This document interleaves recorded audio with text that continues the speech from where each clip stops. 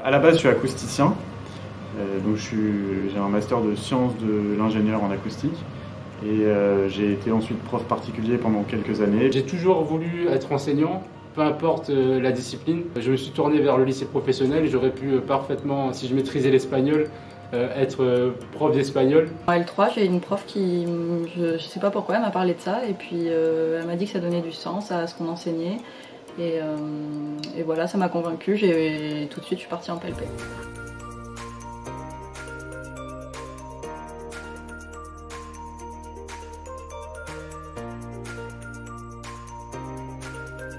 Au niveau du lycée professionnel, donc l'enseignant de maths, physique, chimie est chargé d'enseigner évidemment les maths, la physique et la chimie, et également d'encadrer les élèves sur la co-intervention, sur le chef-d'œuvre, sur les heures d'AP.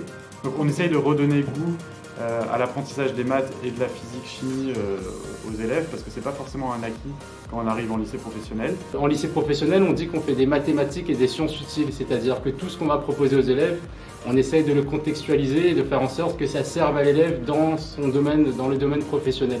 L'idée est de faire en sorte que l'élève ne soit pas bloqué à cause des mathématiques ou des sciences dans les enseignements professionnels. Et ensuite, l'idée est aussi de développer une culture mathématique et scientifique, faire en sorte que nos élèves aient des connaissances qui puissent leur permettre ensuite d'aller vers les études supérieures avec le moins de difficultés possible.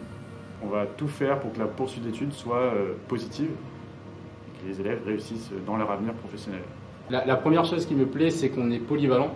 On est amené à travailler avec des entreprises, à faire des visites de stage, à aller voir les élèves sur le terrain. On fait des maths, on fait de la physique-chimie, on fait du numérique maintenant, on enseigne la programmation aux élèves. Et on peut en plus, dans des projets, dans le chef-d'œuvre, dans la co-intervention, intervenir dans plein d'autres axes différents et finalement avoir un panel d'enseignement assez vaste.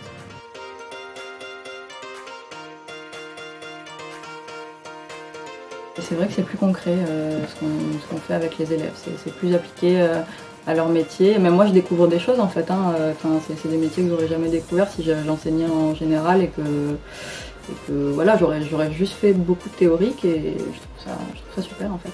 Je trouve que c'est peut-être pareil en enseignement général, mais je les trouve vraiment très vivants quoi. Il faut beaucoup d'énergie pour les gérer, mais après c'est hyper intéressant quoi. La dimension humaine me plaît beaucoup. On travaille avec de l'humain, on doit savoir manager nos élèves, essayer de les ramener vers le cours et d'essayer de leur faire comprendre, de donner du sens à ce qu'ils font et à nos enseignements.